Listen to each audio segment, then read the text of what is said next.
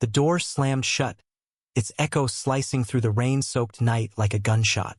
Ethan Carter, barely 18, stood trembling on the porch of his childhood home in Willow Creek, Pennsylvania, his backpack slung over one shoulder, soaked to the bone. His father's final words, "You're no son of mine," burned hotter than the storm's chill ever could. Ethan's world had unraveled in minutes. He'd sat at the kitchen table, hands shaking, finally confessing who he was. He'd expected anger, maybe silence, but not this, an ultimatum to fix himself or leave. His mother's tear-streaked face, pleading for him to stay quiet, haunted him as he stumbled into the dark. The town, with its quaint white picket fences and church steeples, felt like a cage now, each streetlight a mocking reminder of the life he'd lost. He had nowhere to go, no plan, just the ache in his chest and the truth he refused to bury. By dawn, Ethan hitched a ride to Pittsburgh, the city's skyline a jagged promise of something new. He found a shelter, a cramped room with peeling paint, and a job washing dishes at a diner where the grease clung to his skin like shame. But shame wasn't his to carry, not anymore. He'd chosen honesty, and though it cost him everything, it lit a fire in him. He wasn't just surviving, he was rebuilding piece by jagged piece. Months blurred into years. Ethan, now 22, had carved out a life in the city. He worked as a barista in a cozy coffee shop called The Grind, where the smell of roasted beans and the hum of conversation dulled the ache of his past. He rented a tiny studio apartment, its walls adorned with sketches he drew late at night, dreamlike landscapes of places he'd never been but longed to see. His life wasn't grand, but it was his. He'd found a small circle of friends, mostly artists and dreamers who gathered at open mic nights, where Ethan sometimes read poetry that spilled from his heart like confessions. One evening, at a dimly lit bar called The Lantern, Ethan met Lucas Reed. Lucas was a whirlwind, tall, with tousled blonde hair and eyes that seemed to hold 1,000 untold stories. He was a photographer, always chasing the perfect shot, his camera slung around his neck like a talisman. Their first conversation was a spark. Lucas teased Ethan about his overly complicated coffee order, and Ethan shot back with a grin that felt like a victory. They talked until the bar closed, about art, about dreams, about the weight of being true to yourself in a world that often demanded lies. Lucas was different. He listened when Ethan spoke, really listened, his gaze steady and warm. When Ethan hinted at his past, the father who disowned him, the nights spent wondering if he'd ever belong, Lucas didn't flinch.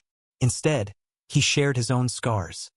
A conservative upbringing in Ohio, a family that tolerated him but never truly saw him. They were two souls who'd walked through fire and found each other in the ashes. Their connection deepened over weeks. Late-night walks through Pittsburgh's cobblestone streets, sharing playlists under the glow of streetlights, stealing kisses in the rain. These moments became Ethan's new definition of home. Lucas had a way of making the world feel bigger, brighter, like every day held a hidden adventure. One night, as they lay on a blanket in a park, staring at a sky dusted with stars, Lucas whispered, "I want to capture you forever. Not just in a photo, but in my life." Ethan's heart stuttered, and for the first time, he believed love could be his. But love, Ethan learned, wasn't a shield against the past. One morning, as he scrolled through his phone at the coffee shop, a message from his mother popped up. It was the first in years, and it hit like a punch. "Your father's sick. He's asking for you." Ethan froze, the words blurring on the screen. The man who'd thrown him out, who'd called his truth a sin, now wanted him back? Anger surged, but so did something softer. Grief, maybe, or the ghost of a boy who still wanted his father's approval. He told Lucas that night, expecting him to urge caution. Instead, Lucas took his hand and said, "You don't owe him anything, but if you need to face him, I'm with you." Those words anchored Ethan, grounding him in a way he hadn't thought possible.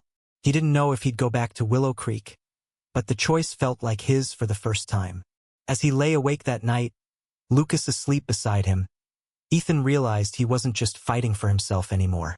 He was fighting for the life they were building, for the love that had become his strength. The road to Willow Creek stretched before Ethan like a tightrope. He hadn't been back in 4 years, and the thought of facing his father, of standing in the house that had rejected him, made his stomach churn. Lucas sat beside him in the passenger seat of their borrowed car, his hand resting lightly on Ethan's knee, a quiet reminder that he wasn't alone. The drive was long, the Pennsylvania countryside rolling past in a blur of green hills and fading barns. Ethan's mind churned with memories. His father's booming voice preaching at church, his mother's soft apologies, the way the town's eyes seemed to judge him even before he'd spoken his truth. He wondered what had changed. Why now?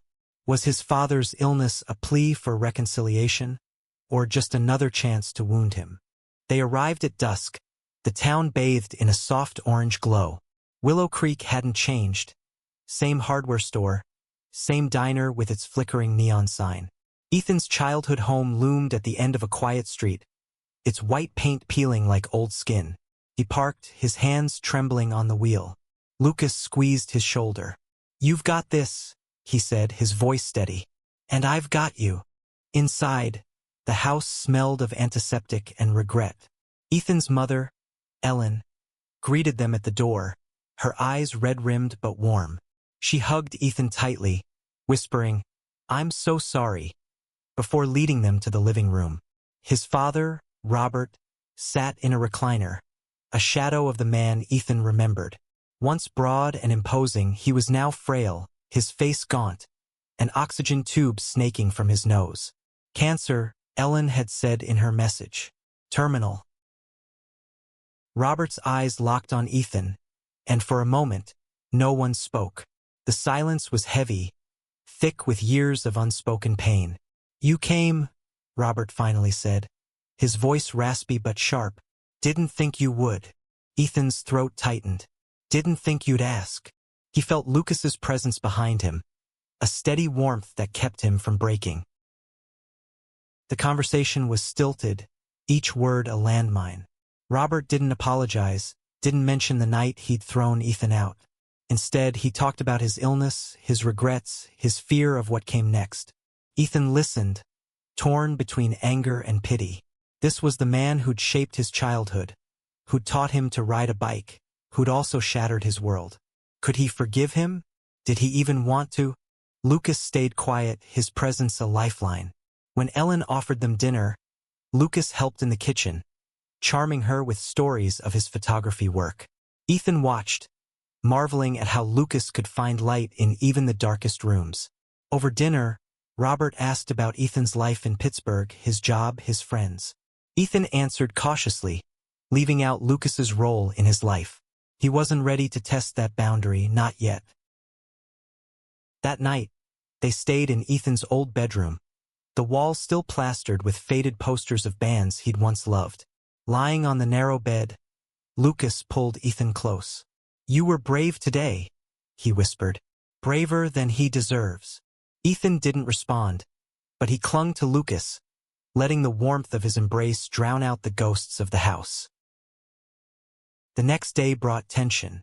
Robert wanted to talk alone, and Lucas reluctantly stayed behind with Ellen. In the living room, Robert's tone shifted, his old fire flickering.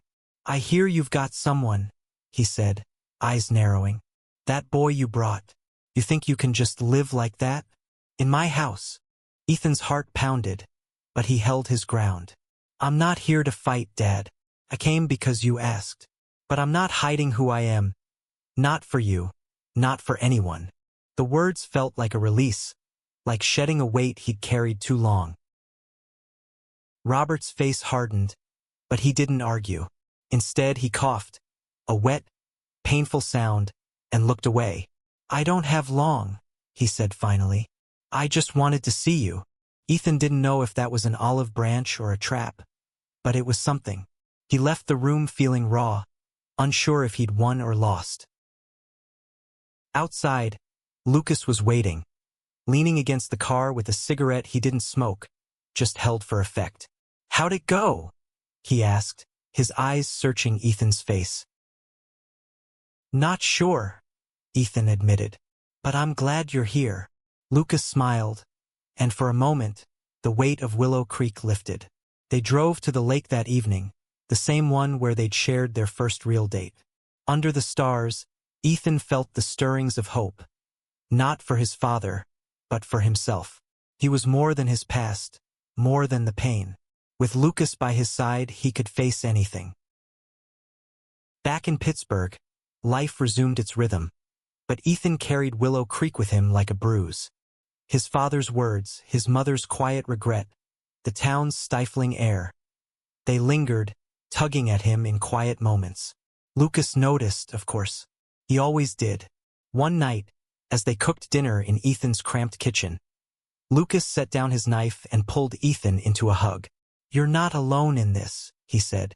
"Whatever you're feeling, we'll carry it together." Ethan leaned into him, grateful but unsettled. He hadn't told Lucas about his father's jab at their relationship, hadn't wanted to taint what they had. But the silence was its own burden. "He knows about us," Ethan admitted finally, his voice low. "He doesn't approve. Never will." Lucas's jaw tightened, but his tone stayed soft. "He doesn't get to define us. You know that, right?" Ethan nodded, but doubt gnawed at him. What if his father's rejection wasn't just about him? What if it shadowed everything he built with Lucas? Work at the grind became a refuge. Ethan threw himself into the chaos of morning rushes, the hiss of the espresso machine drowning out his thoughts. But even there, the world intruded. A regular customer, a middle-aged man with a kind smile, started asking Ethan about his life. His name was Tom, a professor at a local college, and he'd seen Ethan at the Lantern's open mic nights. "You've got a gift," Tom said one day, sliding a flyer across the counter. It was for a writing workshop, one that promised connections to publishers. "You should do this. Your voice matters." Ethan hesitated. Writing had always been his escape, but sharing it with strangers felt like exposing a wound. Lucas, ever the encourager, pushed him. "You're scared," he said one night, sprawled on Ethan's couch. "But scared means it's worth doing." So Ethan signed up, his heart pounding as he submitted his first poem. A raw, aching piece about the night he was thrown out. The workshop was a revelation. The other writers, a mix of ages and backgrounds, welcomed Ethan's words with nods and quiet tears. For the first time he felt seen, not as a son or a barista or a gay man, but as a storyteller. One of the instructors, a sharp-eyed woman named Clara, pulled him aside after a session. "You've got something special," she said. "Keep writing. The world needs your truth." Inspired, Ethan poured himself into his work. He wrote about love, about loss, about the jagged edges of identity. Lucas was his muse, his anchor, his first reader. They'd sit on the fire escape of Ethan's apartment, passing a bottle of cheap wine, as Ethan read his latest draft. Lucas's feedback was honest but kind, and his pride in Ethan made every word feel like a triumph. But the past wasn't done with him. A letter arrived from his mother, her handwriting shaky. His father was worse, she wrote. He'd stopped treatment, accepting the inevitable. She begged Ethan to come back, to say goodbye. The letter ended with a line that cut deep. "He talks about you every day." Ethan didn't know what to feel. Anger, sorrow, or something he couldn't name. He showed the letter to Lucas, expecting him to urge caution again. But Lucas surprised him. "Go," he said. "Not for him, but for you. You'll regret it if you don't." Ethan stared at him, torn. Lucas's selflessness, his willingness to stand by Ethan even when it hurt, was a kind of love Ethan hadn't known was possible. The second trip to Willow Creek was harder. The town felt smaller, the air heavier. Robert was bedridden now, his voice barely a whisper. Ethan sat by his side, searching for words. "I don't know if I can forgive you," he said finally, his voice breaking. "But I'm here." Robert's eyes, clouded with pain, met his. "I was wrong," he rasped. "Not about you, no, but about losing you." It wasn't an apology, not really, but it was enough to crack something in Ethan. He cried that night, not for the father he'd lost, but for the boy he'd been, the one who'd thought love had to be earned. Lucas held him, saying nothing, just being there. As they drove back to Pittsburgh, Ethan felt lighter, like he'd left a piece of his pain behind. Ethan's writing began to take flight. Clara, his workshop instructor, connected him with a small press that loved his poetry. They offered to publish a chapbook, a slim collection of his work titled Shades of Truth. The news hit like a lightning bolt. Ethan, the kid who'd been thrown out, was going to be a published author. Lucas threw an impromptu party at the Lantern, filling the bar with their friends, toasting to Ethan's courage. "To telling your story," Lucas said, raising a glass, his eyes shining with pride. But success didn't erase the shadows. Ethan's chapbook, raw and unflinching, drew attention, some of it unwelcome. A local blog posted a review, praising his talent but outing his identity to a wider audience. Willow Creek, it seemed, was watching. Ethan got a call from his mother, her voice tight. "People are talking," she said. "They saw your book. They know about you." Ethan's stomach dropped. He'd wanted his truth to be his strength, but now it felt like a target. Lucas, ever the optimist, tried to spin it. "Let them talk," he said, sprawled across Ethan's bed. "You're living your truth. That's power." But Ethan wasn't so sure. The thought of his father reading those poems, of the town whispering his name, made him feel exposed, like he was 18 and standing in the rain again. Then came the letter that changed everything. It arrived on a crisp fall morning, addressed to Ethan in unfamiliar handwriting. Inside was a single page, the words careful and deliberate. "I read your book. I know what it's like to lose everything for who you are. I'm coming to Pittsburgh. I need to meet you." It was signed James. No last name, no explanation, just a phone number and a date. Ethan showed it to Lucas, his hands shaking. "Who is this guy?" he asked, half expecting Lucas to laugh it off. But Lucas's face was serious. "Someone who gets it," he said. "Maybe someone who needs you as much as you needed someone back then." They debated calling the number, but Ethan's curiosity won out. He texted James, arranging to meet at the Grind. The day of the meeting, Ethan was a wreck. He spilled coffee twice, his nerves frayed. Lucas stayed close, working on his laptop in the corner, his presence a quiet reassurance. When James walked in, Ethan knew him instantly. Not by name, but by the weight in his eyes. James was older, maybe late 30s, with a lean frame and a face that carried too many stories. He was white, like Ethan, with a quiet intensity that felt familiar. They talked for hours. James had grown up in a town like Willow Creek, disowned for being gay, left to fend for himself. He'd found Ethan's chapbook in a bookstore, its words resonating like a mirror to his own life. "You wrote my story," James said, his voice thick. "I thought I was alone." Ethan listened, stunned, as James shared his journey. Years of struggle, a failed relationship, a life rebuilt in fragments. He'd come to Pittsburgh to thank Ethan, to tell him his words had given him hope. The meeting left Ethan reeling.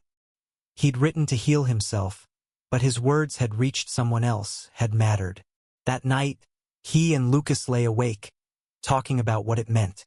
"You're changing lives," Lucas said, his voice soft but fierce. "Not just yours, his, others." Ethan felt the weight of that, the power and the responsibility. He kissed Lucas, pouring every unspoken thank you into it, knowing he'd never have made it this far alone. But the past wasn't done. A week later, Ethan's mother called again. His father was gone. The funeral was in 2 days. Ethan didn't know if he could face Willow Creek again. But Lucas, as always, was his anchor. "We'll go together," he said. "One last time." The funeral was a blur of black umbrellas and hushed voices. Willow Creek's church was packed, the air thick with incense and grief. Ethan sat in the back with Lucas, feeling like an outsider in a place that had once been home. His mother clung to him afterward, her sobs quiet but endless. "He was proud of you," she whispered. "He read your book. He didn't understand, but he was proud." Ethan didn't know if he believed her, but the words settled into him like a seed. He looked at Lucas, who squeezed his hand under the pew, and felt a quiet strength. This wasn't about his father anymore. It was about the life Ethan had built, the love he'd found, the truth he'd claimed.